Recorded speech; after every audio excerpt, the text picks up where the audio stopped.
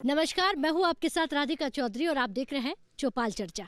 आज डीडी किसान की टीम उत्तर प्रदेश के झांसी जिले में पहुंच गई है। यहाँ से आज हमारा गांव होगा खजराहा बुजुर्ग। एक ऐसा गांव है जो प्राकृतिक खेती की ओर आगे बढ़ रहा है। जैसे ही हमने इसके गांव के बारे में सुना, कहते हैं कि 80% यहाँ के लोग जो है प्राकृतिक खेती की ओर आगे बढ़ चुके हैं। अब धीरे धीरे देखिए 80 से 100 तक पहुँचने का जो आंकड़ा है वो दूर नहीं है। ऐसे में जानना यह होगा कि यहाँ के जो किसान हैं इतने जागरूक कैसे हैं, किस तरह से वो प्राकृतिक खेती कर रहे हैं, और अगर प्राकृतिक खेती कर रहे हैं तो सरकार की तरफ से उनको कितनी मदद मिल रही है, क्या यहाँ विज्ञान पहुँच रहा है। तमाम सवाल होंगे, तमाम बातें होगी। आप भी आज की हमारी चर्चा का हिस्सा बनिए।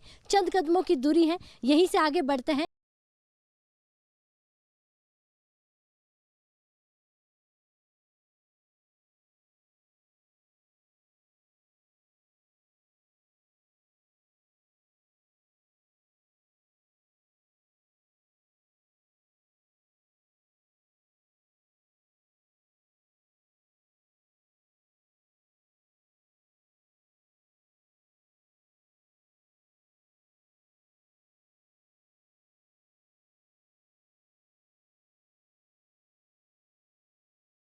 हमारा सफर जो है खजरा बुजुर्ग, इस गांव का नाम है।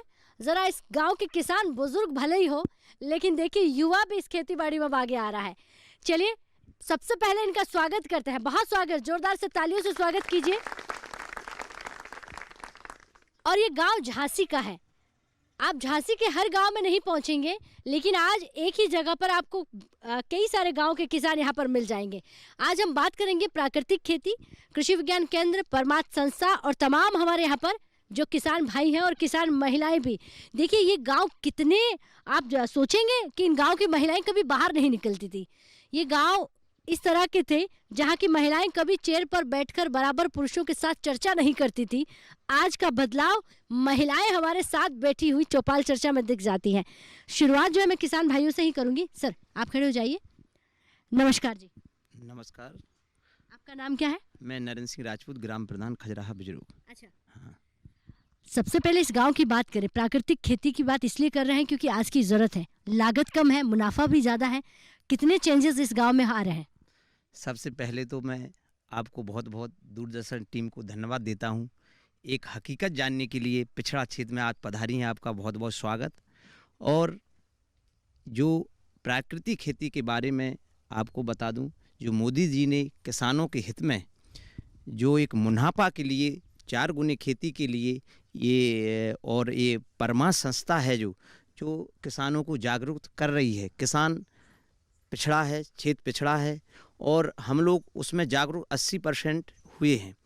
जैविक खाद है हमारे पास। जो अन्ना जानवर घूमे फिरते थे, आज हम उनको बांधने लगे, क्योंकि उनका गोबर से उसको नाडेप की तरह बना करके, ये नाडेप बना है, उसमें डाल के केंचुए के जैविक खाद बनता है।